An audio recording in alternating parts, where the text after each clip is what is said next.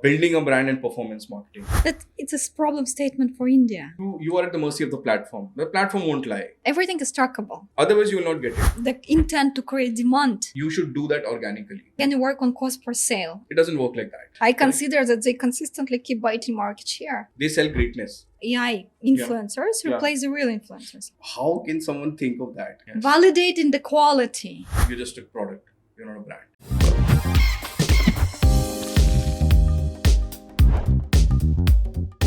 Let's imagine our audience, right? Yeah. And there are obviously students who we covered and we speak about the personal branding, Yeah. importance being on LinkedIn. But there are many marketers who already have like 5 to 6 years experience. Yeah.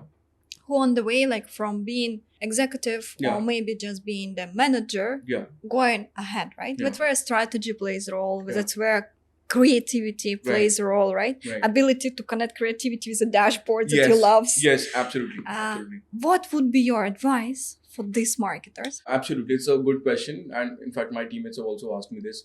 So there's a term in the industry which is being used. It's called a T-shaped marketer. T-shaped is basically you have good knowledge horizontally across a lot of areas, but you have deep knowledge in one of them. So I think expanding your knowledge base in the shape of a team marketer would be the right approach as of now. I mean, it totally depends on your intent as well, whether you want to learn across the board or not. For example, the bbasics of data analytics, how you understand data, it should be, kind of a baseline for any marketer. Yeah. Otherwise, how will you function? Yeah. Right? It's like shooting in the dark. You don't do that. I think understanding tools is very important because there are a lot of things that probably people can uncover using tools.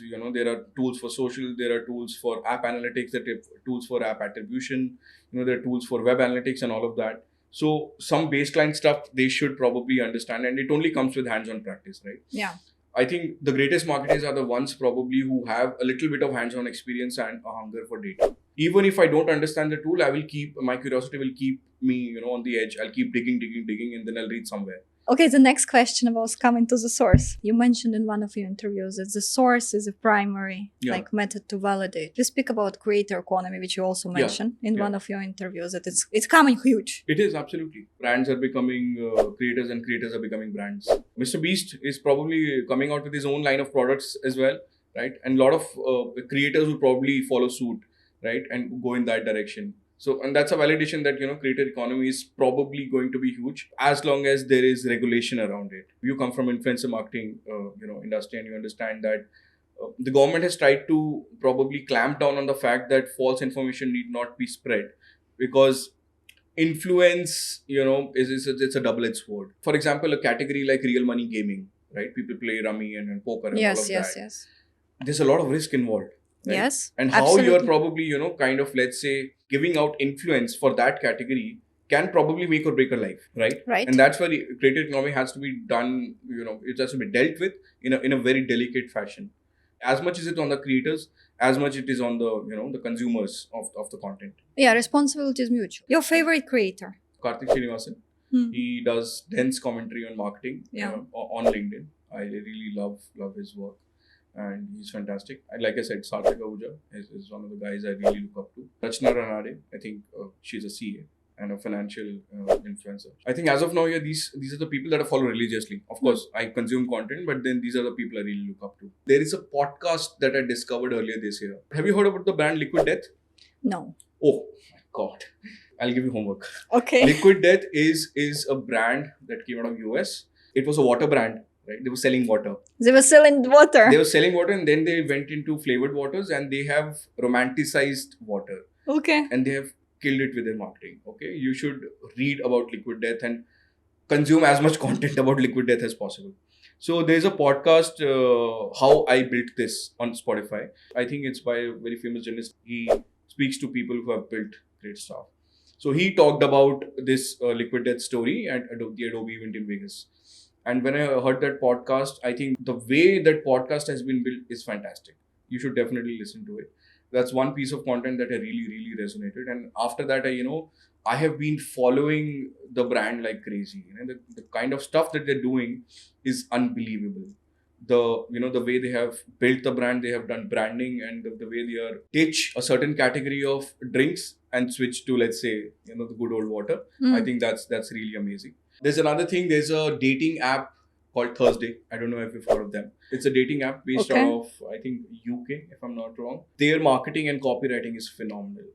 I remember they had done an ad in Tube in London. They had basically written Tinder, Grindr, and 2-3 other app names, and they were struck off. And then they said, "We met on Thursday."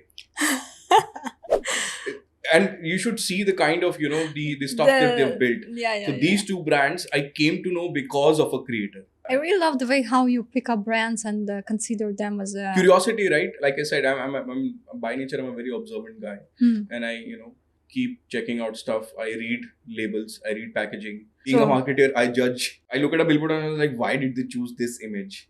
Maybe the cultural influence is such, right? Why is the woman shown as probably a housewife and not someone who is independent or something like that? So the marketer brain doesn't shut up, basically. Let's just put it that way. No, but I can hear you. I also keep validating. Yeah, exactly. It's very important, right? Advertising is kind of it mirrors what's happening in the society. If you want to probably get a sketch of what's happening in this country or in society, you should see the kind of advertising that they do. Absolutely. You shall see TV. TV is the most mass media which picks up exactly what makes sense for the country, what has emotional, social impact, right? Correct. Which I love the ads, like the commercials, the TVC of Nestle. I recently checked like how they done Maggi, like the Maggi Wala stands there, and then the girl ordered it and he dropped the package, and she went and picks it up. Don't spread the garbage. Or the coffee that they have different marriages. The guy is from Telugu, she's from North. And bringing it up together with the coffee cup and etc. That's how they live the marriage. Maybe it's my observation that since I'm belong to different culture, but I feel that it's a problem statement for India. No, absolutely. The way probably brands approach purpose, it's still coming on the rise, right? For example, if Tata does something, the world notices. Absolutely, absolutely. I saw a TCS marathon advertising on trams in Amsterdam, and I felt proud, right? An Indian brand in a country like Netherlands, right? It shows that the kind of might that exists or probably comes out of India. Yeah, because your brand already has values, right? Correct. And that values has been spoken. Absolutely. That's extremely important. Right. For example, of course, my favoriteest brand ever is obviously Nike. They were not official sponsors of 2012 London Olympics. So they came up with a series of ads on London Olympics. You should see their entire series. I think there are 10 or 12 ads of 10 to 15 seconds. You should see that and you get goosebumps. Am I a bad person? If you've seen that campaign. I've seen it, yeah. I think the kind of sentiment they wanted to bring to the table came from the sense of winning, right? And if you've been a sports person, if you've been obsessed with winning, then only you will get it. Yeah. Otherwise, you will not get it. And Nike has always been about greatness. They don't sell sporting goods. Yeah. They sell greatness. I'll tell you, one of the print ads that came out during these Olympics, it had only 2 words. Gold, mine.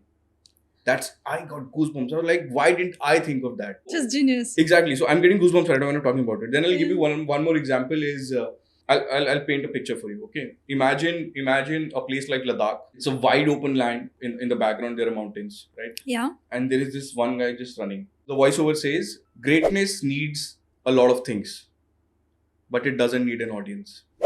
How can someone think of that? Right? Fantastic. Such simple stuff, relatable stuff. How you create and create, let's say brands or moments. I agree. The brand make a statement, right? Yes. But at the same side, like if you speak about sales. Sales has got a lot to do with, I think, probably decisions taken in the boardroom as well. Because I think Nike has been going through some, ups and downs recently because of their decisions to go to B2C. But I'm hopeful that they'll probably, come back stronger because it's been probably a disturbing quarter for them. Like we will approach them to work with influencers on CPA. I keep hearing it. Yeah, absolutely. Because if they want to do their own D2C. In fact, a lot of brands are going in that direction as well. Of course, there is a pressure on numbers. There is an angle of performance marketing coming into the influencer world as well these days. Influencers understand that now everything is trackable. Yeah, everything is trackable. Yeah. You can come and say that I'm great, but the numbers will not show that you're great. Yeah, because you are at the mercy of the platform. The platform won't lie. And platform will give you the all numbers and everything. Absolutely. How's it going? Correct. Engagement rate, ability to go viral, etc. The intent, comment. Yes. Yes. Just like brands, creators also need to be mindful, like we were discussing in the beginning, the kind of audience they attract, right? You can easily get a lot of numbers, like we discussed. There are a lot of people who just, copy paste, jokes and mindless stuff without anything quality that brings to the table. You can amass a lot of people, right? But then it will not do anything for you or for the brand in the long run. I've been asked, and I think you can resonate. I've been asked in one of the conference about the question, will AI influencers replace the real influencers? Yeah. I said I consider AI influencers as a kind of newspaper. Yeah. Then you do not have your own voice. It's an it's an informational medium, right? There is no emotional connect that you It's kind of a vanity. It's a shiny billboard. It's not talking to you. As simple as that. Yes. And in that case, it's the influencers who just copy paste. Correct. They just newspapers. They have reach. Correct. But they do not have emotional connect. Correct. The intent to create demand. Correct. Or make one brand versus other to make it preferable. It's a 5-second consumption pattern, right? Yeah. Nothing goes beyond. They cannot change the consumer intent. They can't. There's no influence. Let's just say that. There is no influence. Yes. We spoke about the marketers who in the mid because we covered up from students and growing, then now on leadership role. Yeah. Right. The leadership role is also becoming like a brand voice, and whatever you say, it's very impactful and meaningful. Yeah. How do you think? What is the future of marketing leaders? Everyone needs to be visible. Like whatever put on the LinkedIn, right? It's a statement on behalf of the brand, but they have to put. Correct. They have to be visible. Yeah. How do you think, what qualities will identify great marketing leaders, and which marketing leaders are inspiring you? So I think it's a two-part question actually. So the first thing, there's a trend that people associate, let's say a marketer talking about marketing on LinkedIn with the current brand that they're working for, right? So that dissociation needs to be built in a very strong way because, let's say the person is not the brand. And more often than not, people talking on LinkedIn, they do it as individuals, as professionals, and they're not necessarily the voice of the brand, right? Unless they are very particular that they're only going to talk about the brand, which most of the time people don't do. People switch jobs, right? Okay. They change their roles. They go to different brands. They go to different industries. And, they can't afford to have a one-size-fits-all approach. But I think it's very important to probably at least have a view on the kind of marketing that, probably you consume. You might not write about it on LinkedIn, but at least having a point of view is very important because people look up to you. Yeah, people look up to you. How did you reach success? Exactly. Right? Moment marketing is one example, right? Moment marketing has been done to death, I think. It's like how weddings are in India. There are a lot of people who join the barat and they're dancing, even if they don't know the groom. Yeah. Moment marketing is like that. Right? I agree with you, well said. Your category has nothing to do with the moment trending. So you don't have to be there, right? Yeah. But still, at least you should have a point of view in whether this probably fits the brand narrative according to you or not, right? Not every marketer is creating or writing on LinkedIn, right? That's fine. But at least having a nuanced sense of what's happening around you has to be important. I have been to a lot of colleges and I've interacted with students. People ask brilliant questions, right? Sometimes you have to think, on the feet and try to be very, very mindful with the words you choose, right? Because people, one, of course, they look up to you because of your position. And of course, they also see you as somewhere a representative of the brand. So the way you conduct yourself and the way you present yourself is also very important. Some of the people, who have been talking about the brands that they've built straight from their heart are not many marketers, but I would say, if you've heard of Marico, right? Of the parachute brand, right? Of course. So I'm yet to read the book by the founder. It's called Harsh Realities, right? I have not read it. So the founder's name is Harsh Mariwala and the book is called Harsh Realities. He often, shares his experiences about how the brand was built and stuff like that.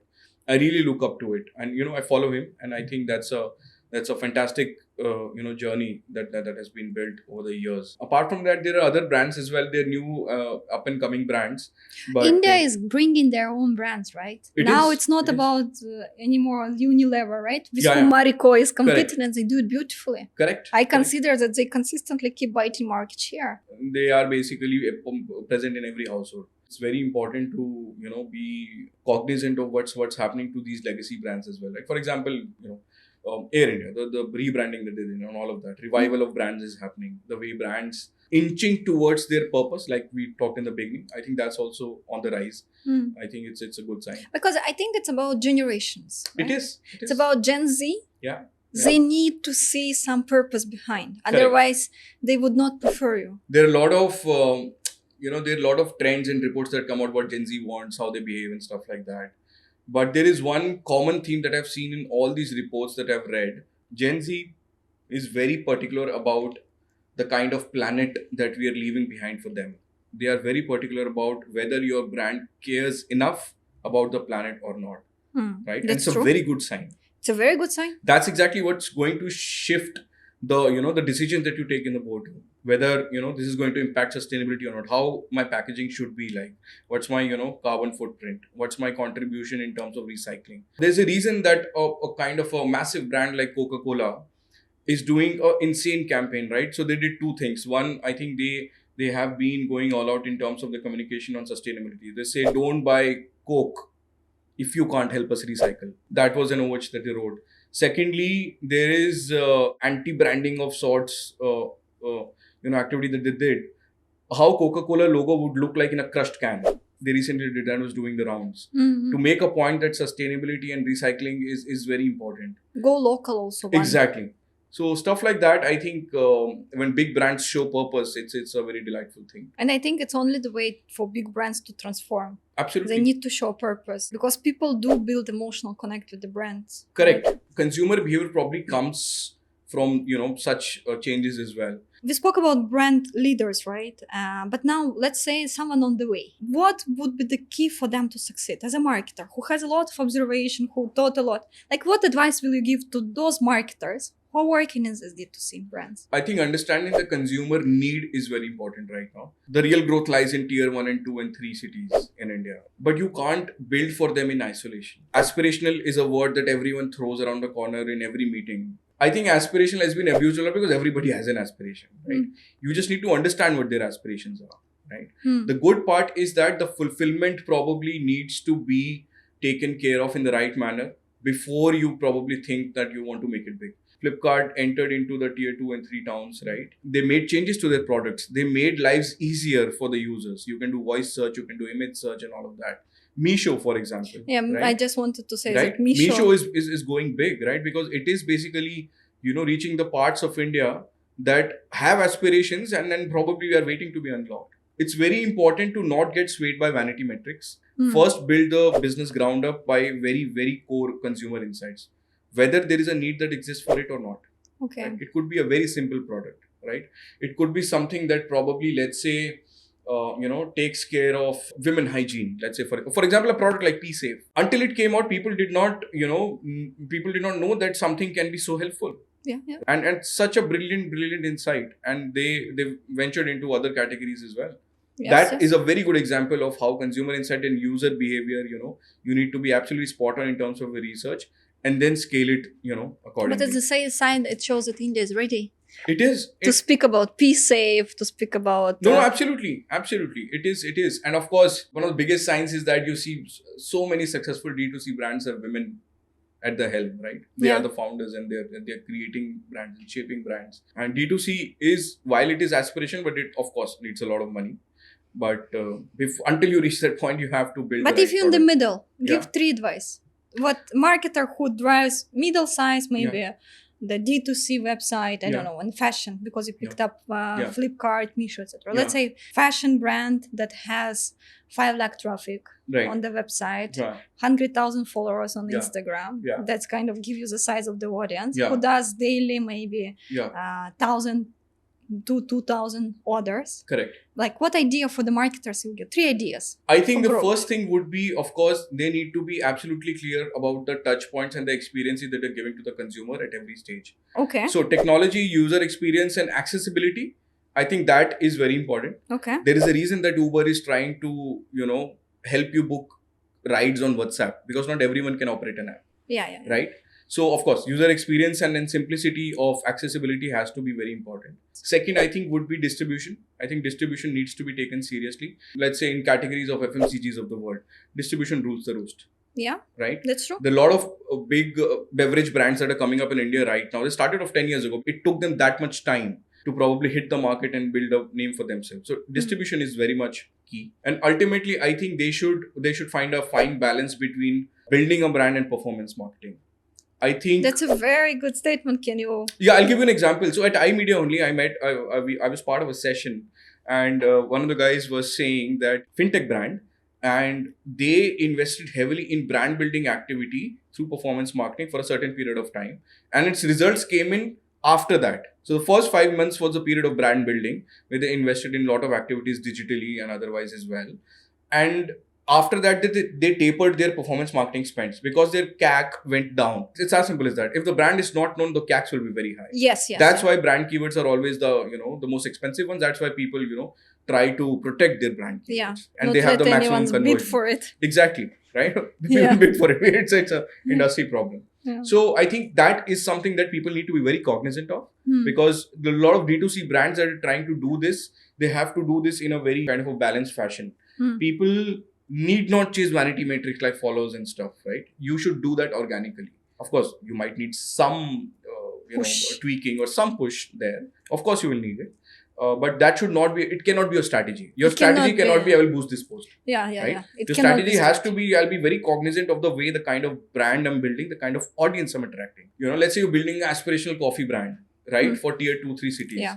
And if you're going to, let's say, boost it or promote it, you have to be very cognizant in which areas, let's say, or which pockets you're boosting it in. If you're boosting it in areas where most of the people are not even, probably economically well off, you're burning your money. You're getting, vanity metrics. I will tell you, because we are CPA-based influence marketing platform, which is performance influencer. Yeah, Border, right? Fantastic. Brand plus performance. Yes. And when the D2C brands who are very tiny and they need yet to build brand awareness come and say, can you work on cost per sale? I say no. Yeah. Because guys, you need to be a brand first. You need to be a brand for me to drive the down funnel absolutely. Straight away, because this shall be fulfilled. Correct. If this not fulfilled, I can't do the miracle. Absolutely. The biggest myth is that do performance marketing and you'll get sales. It doesn't work like that. It doesn't work like, even if you're giving me $1,000 discount on a $2,000 shoe, let's say, for example, it will still does not cut out for me, because I have not seen you probably as a great brand. Yeah. I think a good example probably would be let's say Mokobara. Right? And they are very tight in the kind of comms they do and the kind of audience they attract and the way they basically put out their marketing content. I think it's very, very mindful. I bought in the last 2 months 3 bucks of Mokobara. I've seen fantastic rate. For the marketer, I appreciate it. And I thought that's the way it does. Exactly. Then I start seeing that somewhere like some friend bought, the other friend bought, then my best friend bought, and I messaged her and said, hey, how was it been? Because I needed to change my bags. Correct. Our family bags. And she said, oh, wheels quality are fantastic. I ordered one set on some huge discount. That's where discount, yet value proposition comes. It was Rakhi. Yeah. For Rakhi, they ran the contest and they said that like something like 50% off or whatever. The set. Yes. And then experience on delivery. Yeah. Everything has come on time. The package is so beautiful. Everything is so beautiful. Within it was a card that is saying that if you don't like for, I think, 48 hours, the bag, just return. We have no questions after it. Travel with it. Yeah. If you don't like within 48 hours and you go for travel, we will pick it up and tell us why. And because of all this, see, from brand perspective, liking their craziness and like that colors and the hearing from people, which is again brand awareness, right? Yes. Validating the quality, like reviewing reference. Then having the value prop because it's on huge discount, and that's where I thought, okay, I need to buy it in September, but because Rakhi has come, I will buy. So the second bag bought without discount. Correct. With 0 discount, but I already built that like it's a great product, and the value prop is here for the price that they give. Samsonite will cost me double. I'll give a very good example about their obsession. When we were meeting them last year for creating the co-branded luggage, we were in Mokobara's office. The team that we were interacting with, they were product development team, and then they told us, I saw a metal flask, I think this big. It was yellow in color, and I was asking them, when is this coming out? They were like, we've been trying to perfect it since the last 2 years. 2 years. Oh wow. Imagine the obsession. They want to get the product right, then only they will take it out. That is phenomenal. Yeah. Coming that from a D2C brand, right, that is the passion that you want to probably build, and shows. people do things and buy things that make them feel good about themselves. Right. End of story. If you're able to achieve that, you have a brand, you have business and everything. As simple as that. Yeah. If you don't have that, then probably, you're just a product. You're not a brand. You're not a brand. Product sells, brand is always bought. Right? Yeah. It's as simple as that.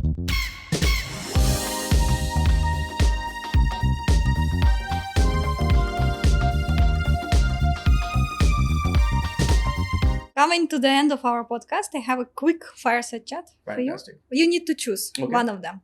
PepsiCo or Nike? Nike. Nike. Yes. Sorry, Nike. Performance marketing or brand marketing? Both. LinkedIn or YouTube? LinkedIn. Noida or Gurgaon? I hate both these places. I love Delhi. Okay. Chai or coffee? I'm a chai person. Cartoon or movie? Cartoons. Okay. Thank you very much.